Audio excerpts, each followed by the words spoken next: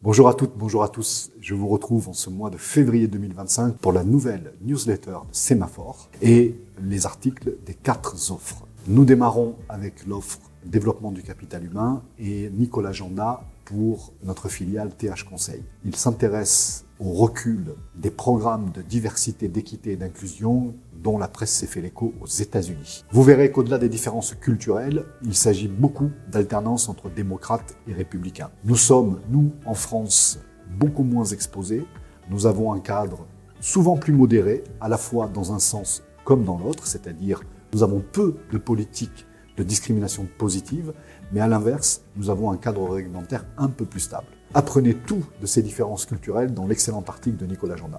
Pour l'offre expertise comptable et audit, Jérôme Provost s'est intéressé à la volatilité financière en entreprise et à la maîtrise des risques. Je vous invite à lire cet article où il présente les stratégies à mettre en œuvre pour éviter cette volatilité financière et notamment le premier conseil, c'est celui de la diversification.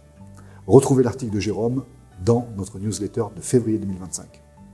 Concernant l'offre transformation et transition professionnelle, je vous parle de l'enjeu du livre 4 dans le cadre des procédures de licenciement collectif. Vous verrez à la lecture de l'article pourquoi le livre 4 a pris une place importante. D'abord parce qu'il vise à limiter et à prévenir d'une aggravation de la charge de travail des salariés qui restent à l'issue d'une restructuration. Ensuite, seconde raison importante, les services de l'État au travers des DRIETS et des DETS sont particulièrement attentifs à la qualité de ce document. Plusieurs décisions de justice sont venues remettre en cause les décisions d'homologation et de validation qui avaient été les leurs, d'où leur attention plus particulière. Et un conseil, si vous êtes tenu de mettre en œuvre une procédure de licenciement collectif, soyez particulièrement attentifs à la qualité du document qu'est ce livre 4. Enfin, pour l'offre accompagnement du service public, Jérôme Etter s'intéresse à l'analyse de la charge de travail.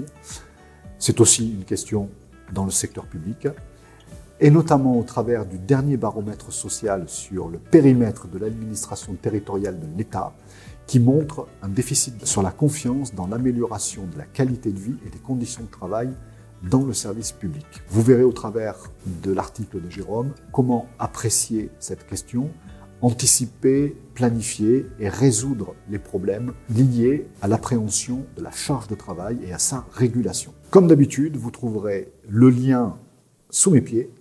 Je vous souhaite une bonne lecture et je vous dis à très bientôt au mois de mars pour la prochaine newsletter de Sémaphore.